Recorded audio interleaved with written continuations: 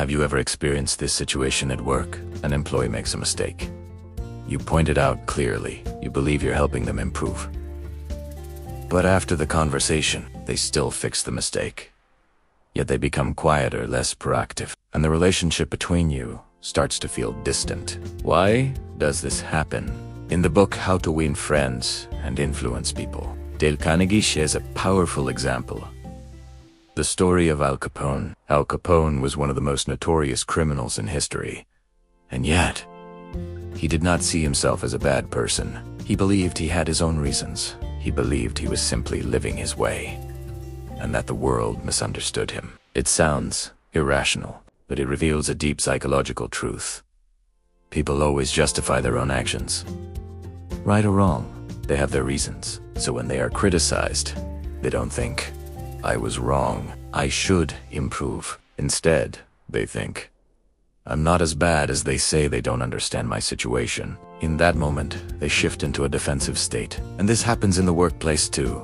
Let me tell you a story. At a tech company, Min was a team leader. In his team, there was a young employee named Tuan. One morning, Min discovered that Tuan had made a mistake in a report. If it had been sent out, the whole team might have been seen as careless. The most common reaction would be, what kind of work is this?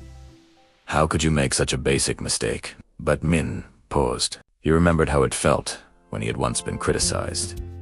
It didn't make him want to improve. It made him want to escape the situation as quickly as possible. So he chose a different approach.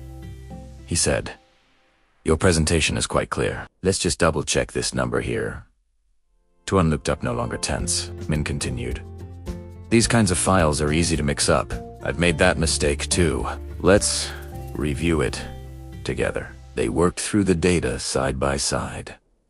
No pressure, no blame. When they finished, Tuan said, next time I'll organize all the data into one file first. After that, he didn't just become more careful. He even suggested a better data system for the whole team. If Min had chosen to criticize, Tuan would still fix the mistake. But he would do it out of pressure. By preserving Tuan's sense of self-worth, Min didn't just fix a problem.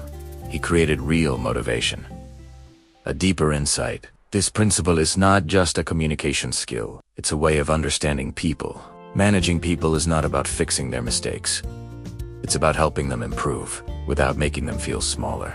Because criticism creates defensiveness, but a thoughtful approach creates cooperation. And in any organization, voluntary cooperation always produces far better results than forced compliance. That is why great leaders eventually realize, true authority is not about how strongly you can speak, but about how well you can help others grow while preserving their dignity. Thank you for watching, subscribing, liking, and sharing.